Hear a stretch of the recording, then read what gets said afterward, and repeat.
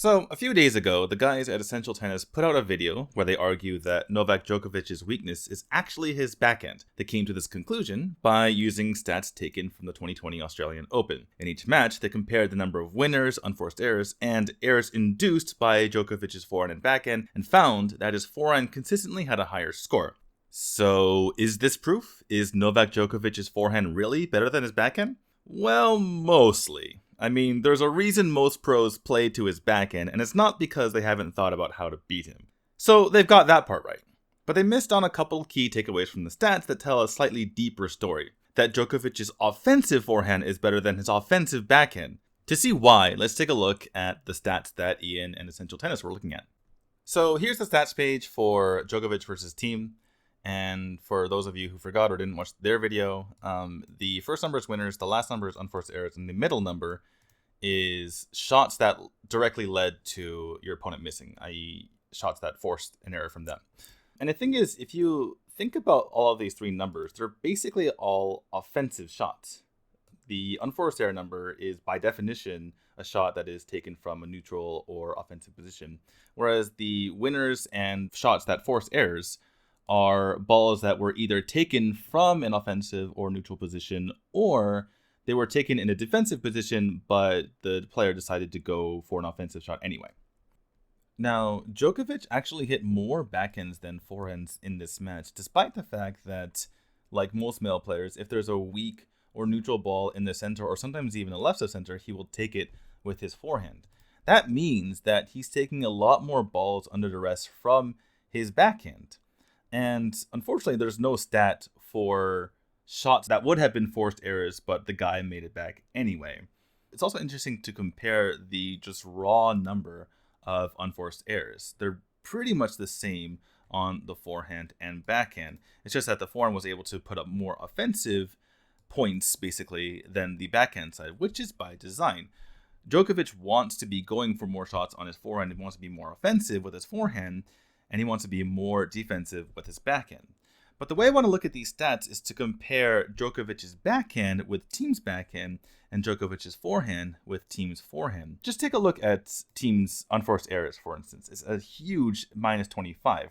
Now, team has actually a pretty good backhand if anyone's ever watched his matches, but he was forced, quote unquote, to hit 25 unforced errors, in part because Djokovic is extremely solid in the backhand to backhand rally. He's not going to make many errors himself. So just by virtue of making more balls in, he's forced, quote unquote, Dominic Thiem to miss more of his balls.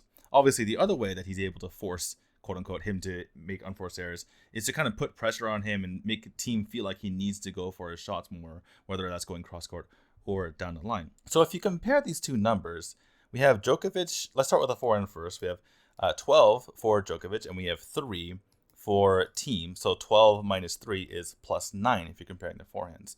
Let's compare the backhands. We have -6 minus -15 is, again, plus 9 for Djokovic. So if you're comparing the efficacy of each side for each player, then Djokovic is actually a plus 9 on each side. He's not really a liability on either. Let's go to the Federer match. Now, in this one, you have 8 minus 8 for the forehand side, which is dead even. But on the backhand side, you have plus 4 for Djokovic, and you have -7 for Federer. So even though the raw stats of, I mean, these are all raw stats, but even though you have the raw stats of 8 minus 4 is, you'd say the forehand was better for Djokovic here, he basically was able to play Federer to standstill, but the backhand side was won massively in his favor because he was plus 11 on that side. Just an aside note, these forehand passing shots should really be included in forehand ground stroke, and backhand passing shots should be included here.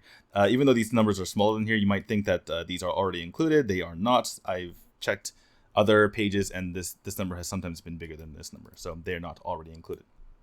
So, taking a look at the conclusion that Essential Tennis made, they went with the forehand better than backhand, which I would agree with.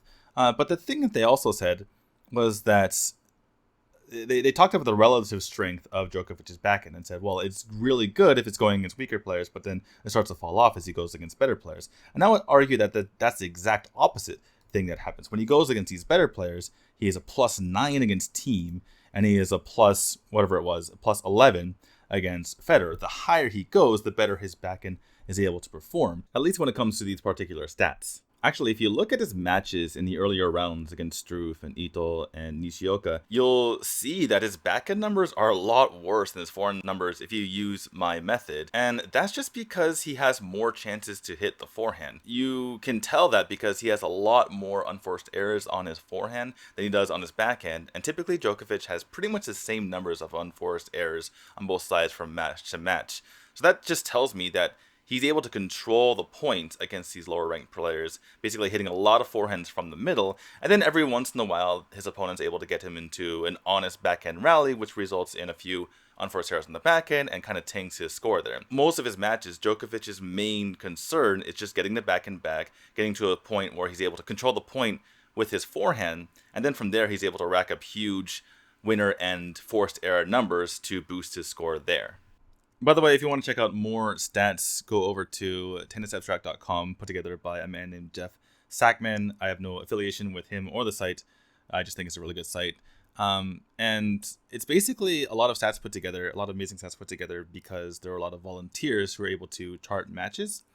For instance, Novak Djokovic has had 357 of his matches charted. And if you look at the stats, it really just puts a nail in the coffin of whether his forehand or backhand is better, at least offensively speaking, because this doesn't show, as I mentioned before, how many times a player was able to get back a ball that would have been a forced error for anyone else. But in any case, so off his forehand ground strokes, 6% of them are winners, 3% of his backhand ground strokes are winners, 5% of his forehands results in errors for the opponent, 3% of his backhands results in errors for the opponent, and then unforced errors, it's dead even 7% for both. So that kind of just goes to show that with the same amount of errors, he's able to win more points off of his forehand than his backhand. Okay, now that we've looked at the stats, let's take a look at some clips to drive the point home. This is from the semifinals of Paris 2018 against Roger Federer. I split these clips up into 3 groups. And the first set of clips is basically showing how when Djokovic is in a neutral or offensive position on his backhand, he's kind of reluctant to go for too much, whether it's going for the lines or hitting with too much pace. So let's take a look. All right, in this first clip, even though he's in a slightly defensive position, you can see that Djokovic's natural tendency is to be a bit passive. So he leaves this ball right up the middle and super short for Federer to put away. In this next one, he hits a great forehand return, gets Federer on the back foot, but immediately gives the point back to him by hitting a weak backhand cross court. Federer ends up winning the point. Here, Djokovic hits 3 nice deep balls in order to set up a high backhand, but he plays it too safe, gets it right back toward the middle, and fortunately for him, Federer misses the forehand.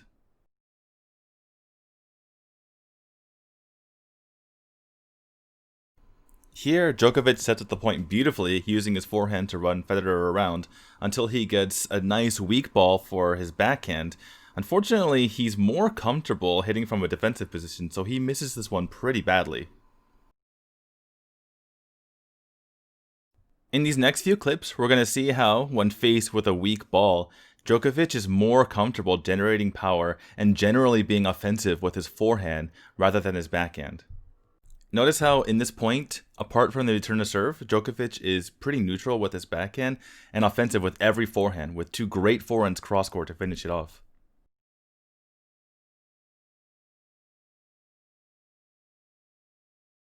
This is a standard Djokovic strategy. Use the backhand to set up the forehand, and then control the point from there. These next few clips just show the ridiculous control and precision that Djokovic has in his forehand.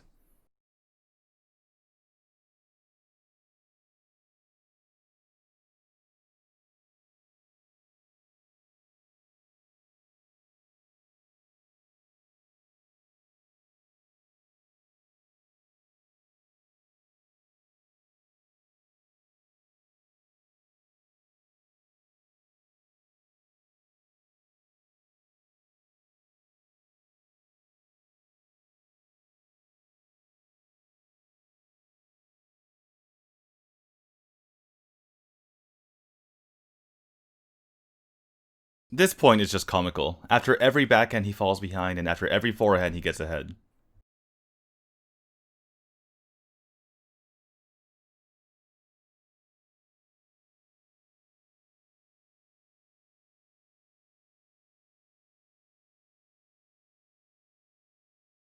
In these last few clips, we'll see how Djokovic consistently hits better backhands when he's put into a defensive position. Here, Federer hits a good return, but he sets up one of Djokovic's favorite shots, the open stance backhand.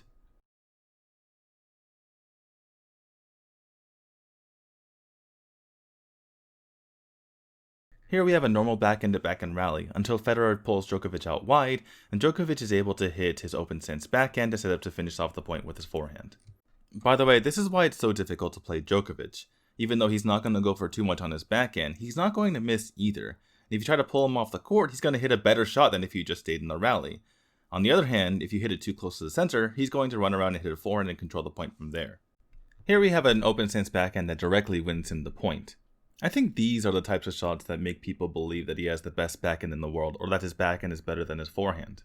Actually, he probably is the best in the world at hitting this specific shot.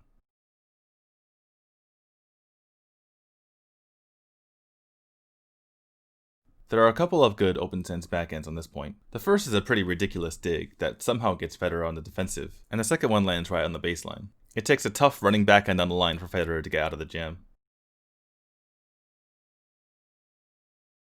So, having gone through some of the stats and looked over some of the tape, let's get to the two key questions here.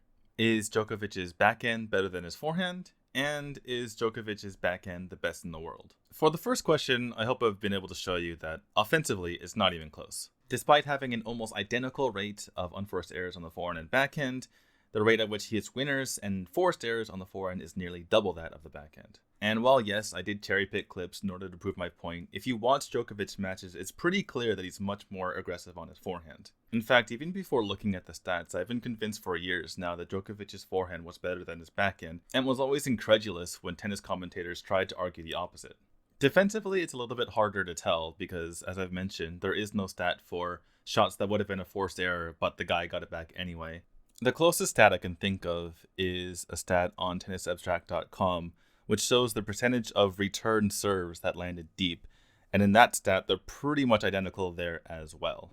So, since this is almost completely subjective, I'm just going to say that it seems like he controls the ball better on his backhand when he's on the run. The second question is much more difficult to answer. There are players who hit more winners and fewer unforced errors than Djokovic, but like I mentioned earlier, the best part about Djokovic's backhand doesn't always show up in the stats. Also, a huge part of what makes Djokovic's backhand so effective is his speed and flexibility, which allows him not only to get to balls, but to hit them from unusual positions. It's almost impossible to decouple Djokovic's backhand from his physical gifts and overall style of play. In fact, I'd argue that if you switch the backhands of Djokovic and Alexander Zverev, that they'd both be worse off. So, in the end, I think I'm just going to cop out and give a similar answer to the first question. He definitely doesn't have the best offensive backhand in the world, but there's a case to be made that he has the best defensive one. Most importantly though, it's the backhand that works best for him. Thanks for watching. Even though this is my first video, I hope you subscribe because I plan on making more tennis commentary videos in the future. Also, let me know what you liked and didn't like about the video in the comments.